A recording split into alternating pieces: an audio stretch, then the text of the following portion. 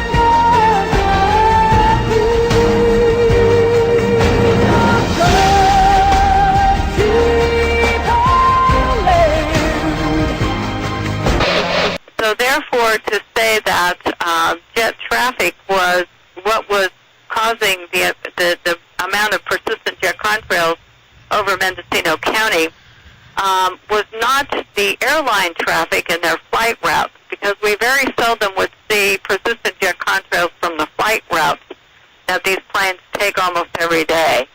What we were seeing is intraflights of planes that weren't taking off or landing from the major airports like San Francisco, Oakland, or San Jose. We were seeing flights that were coming in from longer distances and that would loop the loop over us or out over the Pacific Ocean and then fly back in.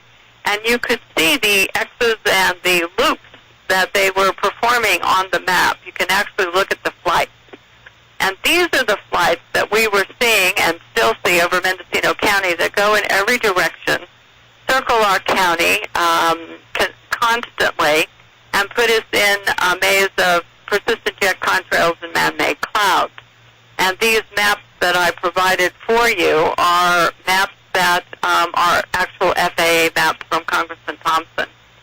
So I was able to separate out all of the flights that were going in the wrong direction. And there's no flights that go east-west over our county except for the what they call intra-flight. And so this led me to believe that the majority of the contrails and the sky whiting out and the white haze from the jets we were seeing, they weren't flying in the normal flight paths of FAA commercial airlines. And these documents are from 2003. When did you get into this? I think it was in 2002, you've told me. And how did you get into this subject matter? Well, in 2002, it came to my attention from a friend of mine that there was something going on in the skies, and he directed me to look up one day when the jets were really bad over our county. And I started to really pay attention to how the planes were leaving these contrails, which persisted and turned into huge plumes and haze and these man-made clouds.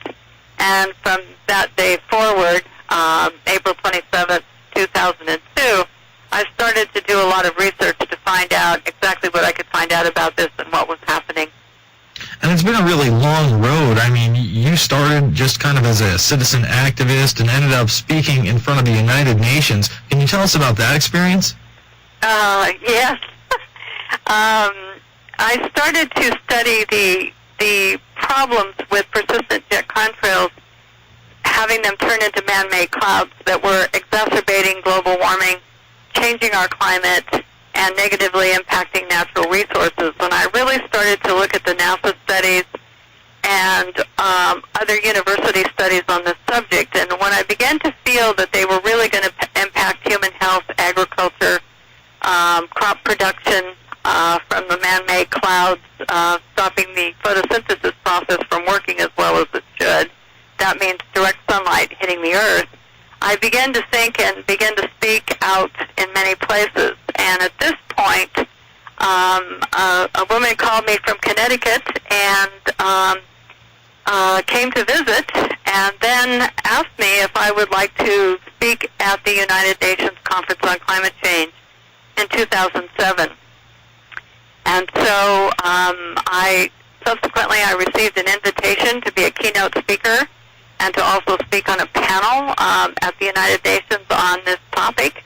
And so for the first time, many people got to see pictures of these huge contrails and hear discussed the impacts that they were having on our climate and about how they were warming us up at night especially, and how they were impacting our natural resources. So it was a huge introduction for most people who didn't know anything about it. And let's kind of bring it back to that introduction. What is so different from these, persistent jet contrails that we didn't see growing up, where, you'd see kind of like this small contrail following the plane and dissipating as it moved forward? Growing up in Mendicino County, I never saw any kind of contrails. In other words, this was a phenomenon that, as far as I know, didn't take place over the county, and I was born and raised on a working farm. We were outside all the time. And I don't remember seeing any, even the ones that persist for only a few seconds or a minute and then disappear. And so this was something I asked my mother, who at the time was in her late 80s, if she'd ever seen anything like it, and she said no, she hadn't either. So I went back and I researched old photographs, historical photographs in Mendicino County, Lake County, and a few other counties, and could not find any type of jet contrail that would persist prior to 1989.